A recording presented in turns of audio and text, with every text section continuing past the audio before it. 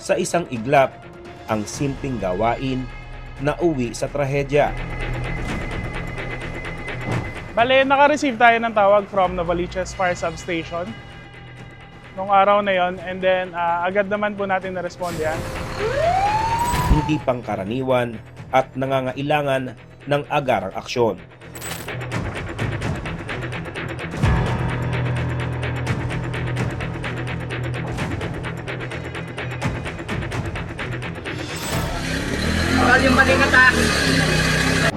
Bali, ang sa kwento kasi nung mga witnesses doon sa paligid, nag-try siya na kumuha na malunggay na nakatanim doon sa may likod ng fence.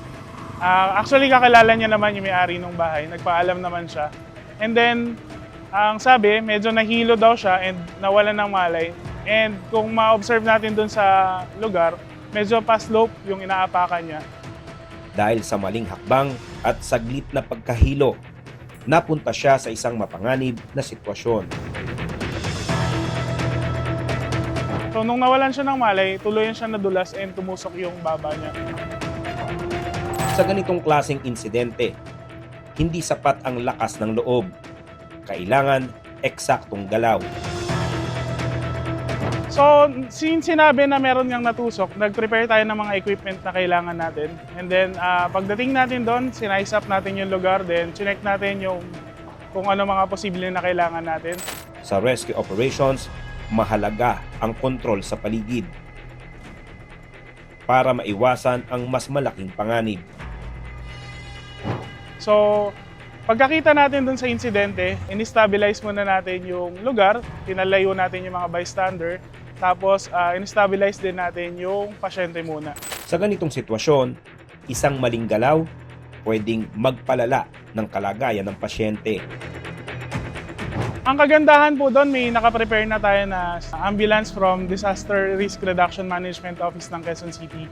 So, ang maganda doon, nakapag-stabilize din sila nung leg ng pasyente na lagyan kagad ng C-collar.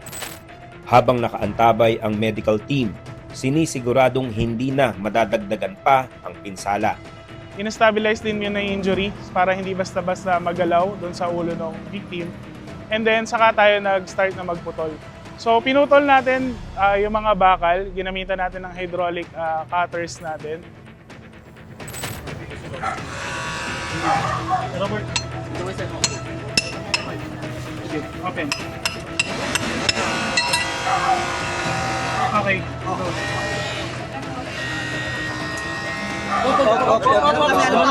Gumagalaw. Meron pa. Kung hindi, sasabihin nyo lang po, paangat ng konti. Ito, nakabaon pa, Ito, nakabaon. ano lang dito, hindi tutugtong oh. Dito mo muna ito to. Sige. Ito. Okay. Ito. Kabila. And then, nung nakita natin na medyo nahihirapan siya at mas masakit yung nararamdaman niya, Kaya't kailangan mano-manong paraan.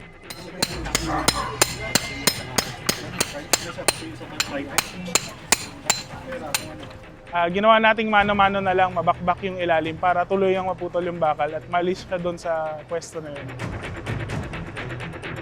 Bawat segundo, mahalaga. Pero bawat galaw, kailangang eksakto.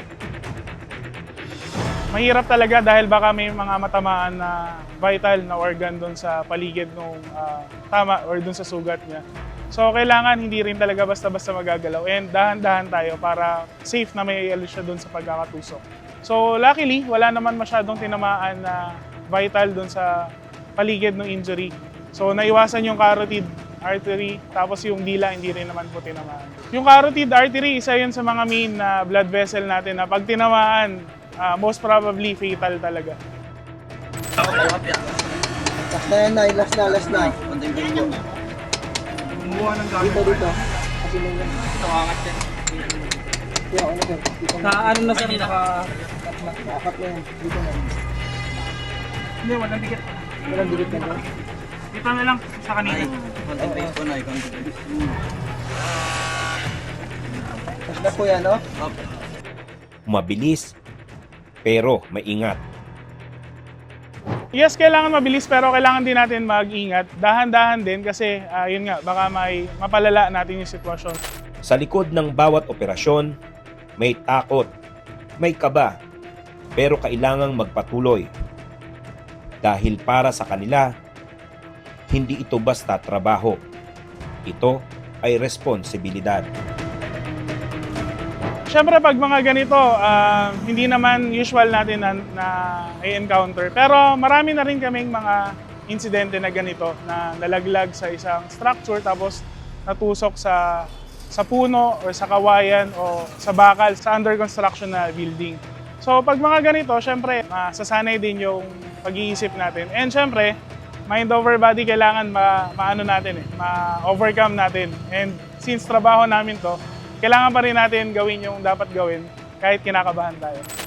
Sa mga ganitong rescue operation, hindi sapat ang lakas ng loob, kundi pati ang tamang kagamitang dinisenyo para sa mga sitwasyong halos imposible.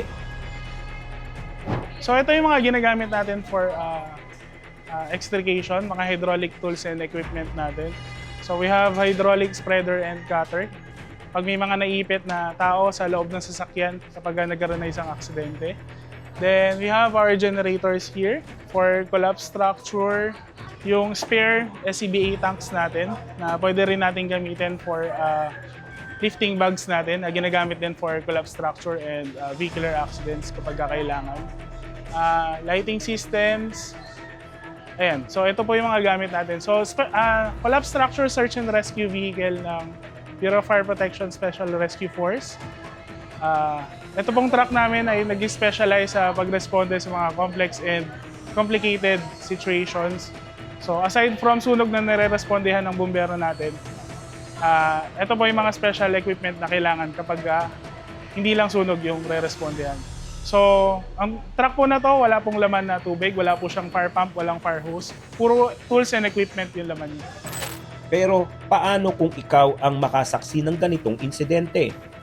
Pag naka-encounter tayo ng ganitong scenario, unang-una kailangan hindi rin natin basta-basta gagalawin muna yung victim dun sa pagkakapwesto niya.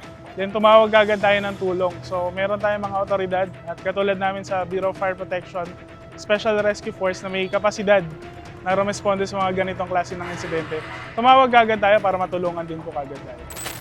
Simpleng bakod, pero naging sanhi ng seryosong panganib. So doon mismo sa insidente na yon, in-advise natin yung may-ari ng bahay na alisin yung ganon dahil pangalawang insidente na pala yun. Buti nung una may nasugatan lang na minor lang. Pero ito nga medyo malala. At makikita natin na delikado talaga yung pagkakapwesto ng fence doon. Kasi kung isipin natin, wala ring purpose dahil mababa lang naman siya, less than 3 feet lang yung taas ng fence. And yun, mataas yung tendency na makasugat o makapinsala sa ibang tao. Nilagyan na ng takip ang bawat matutulis na bahagi ng bakod. Siniguradong wala nang nakausling bahagi na maaaring makasugat. Sa simpleng pagbabagong ito, nabawasan ang panganib at naging mas ligtas ang paligid para sa lahat. At sa oras na kailangan ng tulong, may mga taong laging nakahandang sumagip kahit walang hinihinging kapalit. Bilang mga bystanders sa ganitong sitwasyon, malaki po ang atin pong magagawa. At ito pong mga steps na atin pong gagawin, ito po ay magiging kaligtasan or magiging kapahamakan ng ating pong mga tutulungan. Ano po yung mga dapat natin gawin? Unang-una, siguraduhin po natin na ligtas yung paligid bago tayo mag-enter or bago tayo pumasok. Ano po ba yung mga bagay na dapat natin tignan? So, tingala po tayo. Tingnan natin kung meron bang maaaring mahulog or may maaaring tumumba.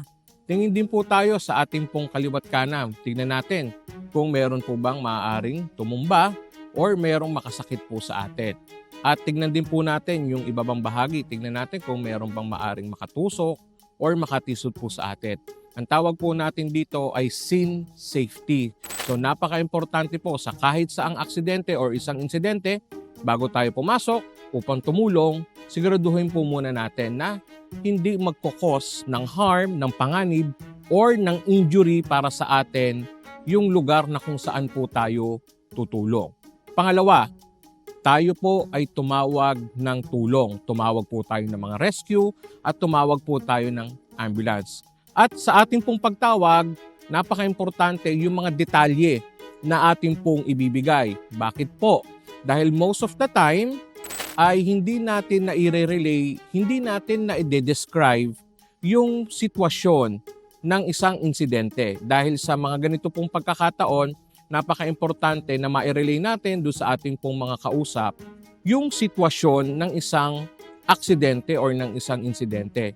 Nang sa gayon ay makatawag tayo or makapagpadala sila ng mga appropriate na mga rescue unit or rescue group na may capacity at may capability na makapagsagawa ng mga ganitong klase ng rescue operation.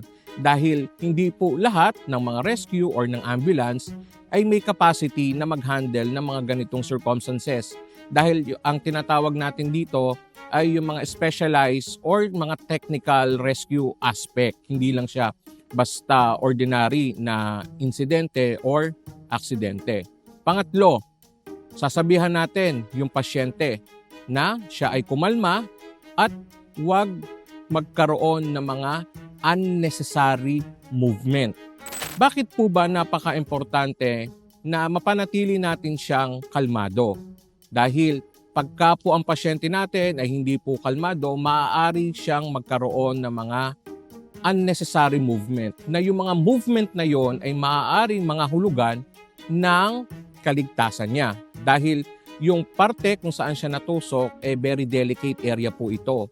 Marami pong mga vital parts ng ating pong katawan na nandoon sa area po na yon. Kaya any sudden or unnecessary movement, maaari pong madamage yung mga parte ng katawan po niya.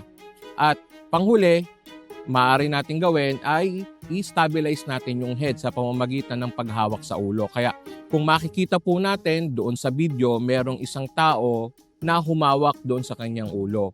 Yun po, bagamat masasabi natin o makikita natin na napakasimple lang, pero crucial yung ganong klase ng ginagawa. Dahil syempre, kung titignan natin sa aspeto ng pasyente, ilang minuto na siya na nandun, so nakakangawit yun. Kaya importante na merong nakahawak sa ulo para mawalan ng movement yung pasyente.